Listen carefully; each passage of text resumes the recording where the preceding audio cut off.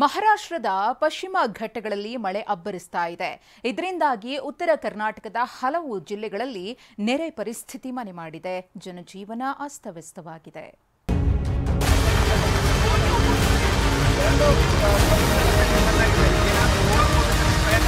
ಪಶ್ಚಿಮ ಘಟ್ಟ ಭಾಗದಲ್ಲಿ ಧಾರಾಕಾರವಾಗಿ ಮಳೆ ಆಗ್ತಾ ಇರುವಂತಹ ಕಾರಣಕ್ಕಾಗಿ ಸುಮಾರು 12ಕ್ಕೂ ಅಧಿಕ ಗ್ರಾಮಗಳಿದಾವೆ. ಅವು ಎಲ್ಲವೂ ಕೂಡ ಈಗ ಕಂಪ್ಲೀಟ್ ಆಗಿ ಸಂಪರ್ಕವನ್ನು ಕಳೆದುಕೊಂಡಿರುವಂತದ್ದು.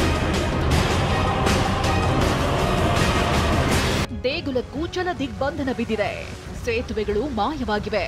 ನದಿಗಳು ಉಕ್ಕಿ ಹರಿಯುತ್ತಿವೆ. ಪಶ್ಚಿಮ ಘಟ್ಟಗಳಲ್ಲಿ ಸುರಿಯುತ್ತಿರುವ ಮಳೆಯಿಂದಾಗಿ ಉತ್ತರ ಕರ್ನಾಟಕ ಭಾಗದ ಜಿಲ್ಲೆಗಳಲ್ಲಿ ನೆರೆಯಾತಂಕ ಮನೆ ಮಾಡಿದೆ.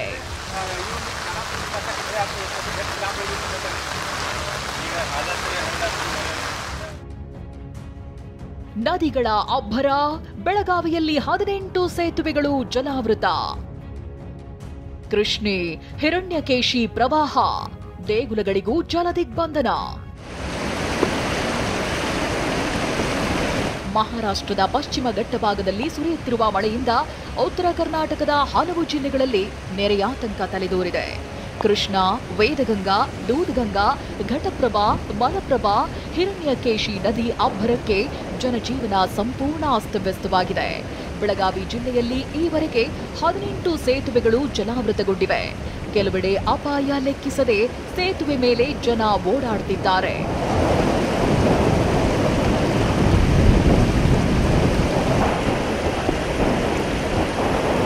ಹಿರಣ್ಯಕೇಶಿ ನದಿ ಅಪಾಯದ ಮಟ್ಟ ಮೀರಿ ಹರಿಯುತ್ತಿದ್ದು, ಹುಕ್ಕೇರಿ ತಾಲೂಕಿನ ಬಡಕುಂದ್ರಿ ಗ್ರಾಮದ ಹೊಳ್ಳಮ್ಮ ದೇವಿ ದೇಗುಲದ ಕಾಂಪೌಂಡ್ ತನಕ ನೀರು ಬಂದಿದೆ.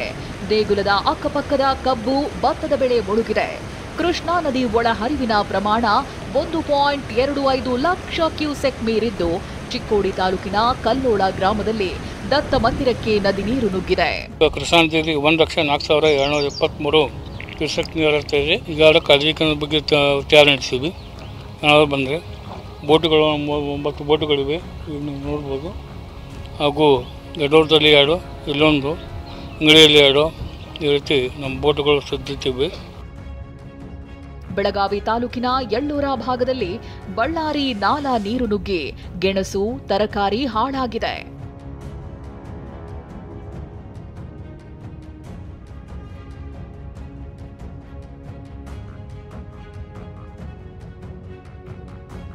ಧಾರವಾಡ ಜಿಲ್ಲೆಯಲ್ಲಿ ಮಳೆಯಬ್ಬರ ಜೋರಾಗಿದ್ದು, ಅಳ್ನಾವರ ತಾಲೂಕಿನ ಬಾಲಗೇರಿ ಗ್ರಾಮದಲ್ಲಿ ಹಳ್ಳ ದಾಟಲು ಜನ ಪರದಾಡಿದ್ರು.